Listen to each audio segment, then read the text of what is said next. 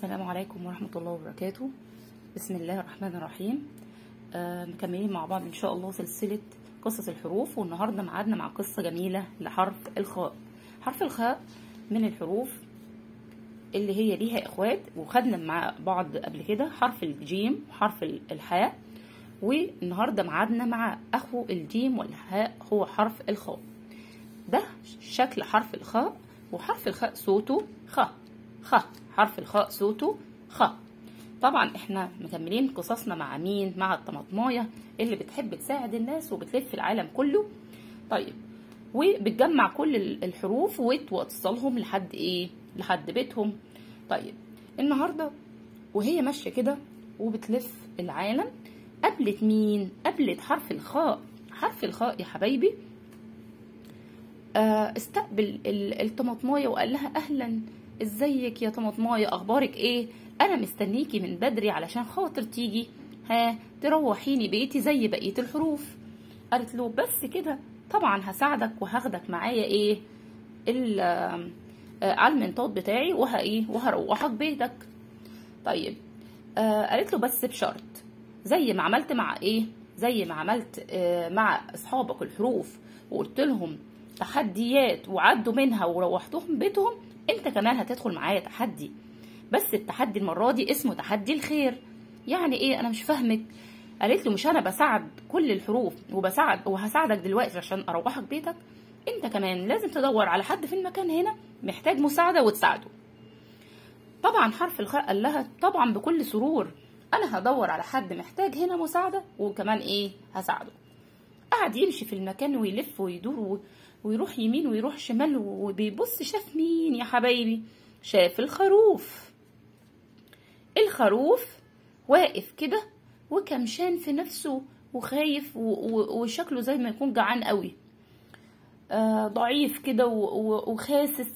قال له مالك يا خروف؟ انت ايه اللي مزعلك؟ قال له اصلا انا جعان قوي وعمال ادور على حاجه كلها مش لاقيه حاجه كلها. حرف الخاء قال له ايه؟ ما تشيلش هم، انا هدور على حاجه في المكان هنا واجيب لك تاكل، خليك واقف مكانك وانا هرجع لك تاني.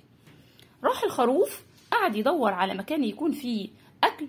بص شاف ايه؟ شاف مزرعه كبيره فيها ايه يا حبايبي؟ فيها خس وفيها خيار. تفتكروا يروح وياخد منها بدون اذن؟ لا طبعا مش هينفع.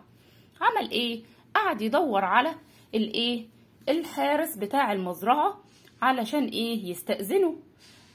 طيب، بيبص كده شاف مين؟ شاف واحد واقف. قال له يا عمو لو سمحت، انا عايز ايه؟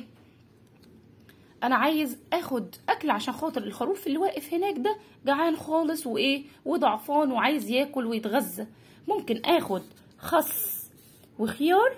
قال له طبعا. قال له شكرا خالص، بس ممكن حضرتك تقول لي اسمك ايه؟ قال له انا اسمي عمك خليل. خليل. شايفين هنا يا حبايبي حرف الخاء اهو في الاول خليل. اخد الاكل واخد الخيار والخس حرف الخاء وراح ايه؟ اداهم للخروف واكله، والخروف فرح خالص وقال له متشكر جدا يا حرف الخاء، انا مش عارف اشكرك ازاي. رجع طبعا ايه؟ حرف الخاء للطماطمايه وقال لها ايه رايك؟ انا عملت حاجه حلوه قوي وعملت خير كبير. قالت له طب احكي لنا بقى واحكي لاصدقائك انت عملت ايه؟ قال لها لقيت خروف واقف جعان وعايز ياكل، وانا يعني قلت له طب انا هساعدك، ورحت دورت على مكان فيه اكل بيحبه ولقيت خس ولقيت خيار في مزرعه عم خليل، واستأذنته واكلته، اخدت منها واكلت الخروف بتاعنا وانبسط خالص وشكرني.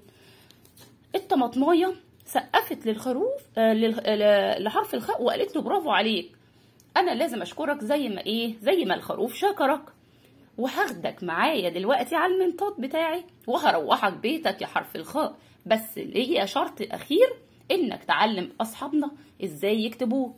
قال لها بس كده؟ طبعا انا موافق، انا طريقتي سهله خالص، كل اللي هنعمله هنعمل شرطه كده وهنلف لفه وهنحط على راسي نقطه. تمام؟ ادي حرف بقى حرف الخاء. قالت له ياه برافو عليك يا حرف الخاء، احنا كلنا لازم نتعلم منك عشان انت حد كويس وبيعمل خير كتير.